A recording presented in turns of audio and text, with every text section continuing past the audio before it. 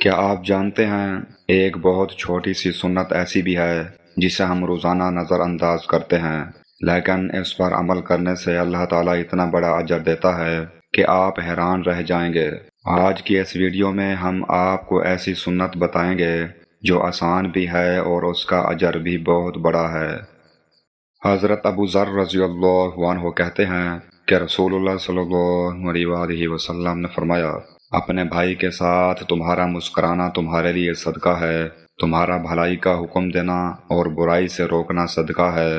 بھٹک جانے والی جگہ میں کسی آدمی کو تمہارا راستہ دکھانا تمہارے لیے صدقہ ہے، نابینا اور کم دیکھنے والے آدمی کو راستہ دکھانا تمہارے لیے صدقہ ہے، پتھر، کانٹا اور ہڈی کو راستے سے ہٹانا تمہارے لیے صدقہ ہے،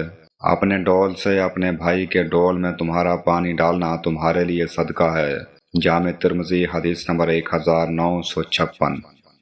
سوچیں، صرف مسکرانا، نہ پیسے لگتے ہیں نہ وقت، لیکن اللہ کے نزدیک یہ صدقہ بن جاتا ہے۔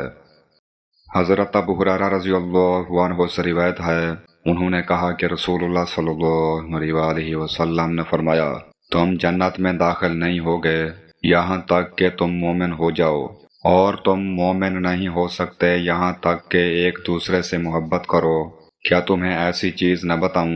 کہ جب تم اس پر عمل کرو تو ایک دوسرے کے ساتھ محبت کرنے لگو، آپس میں سلام عام کرو۔ صحیح مسلم حدیث نمبر 194۔ ایک السلام علیکم کہنا آپ کے لیے رحمت، برکات اور محبت کا ذریعہ بن جاتا ہے۔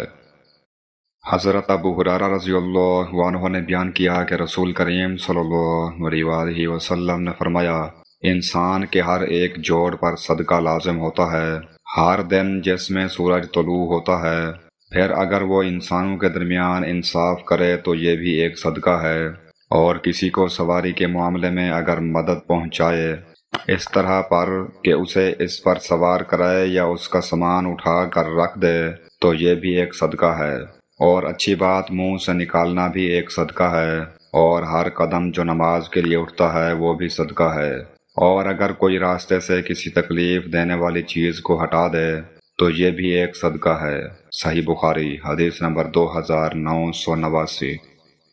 دیکھا آپ نے، یہ سب چھوٹے چھوٹے اعمال ہیں لیکن ان کا اجر بہت بڑا ہے۔ ہم اکثر بڑے بڑے کاموں کے پیچھے بھاگتے ہیں لیکن چھوٹی سنتوں کو نظر انداز کر دیتے ہیں۔ اگر آپ واقعی جنت چاہتے ہیں تو آج سے ان چھوٹی سنتوں کو اپنی زندگی کا حصہ بنا لیں، کیا پتہ یہی چھوٹے اعمال آپ کی مغفرت اور جنت کا سبب بن جائیں۔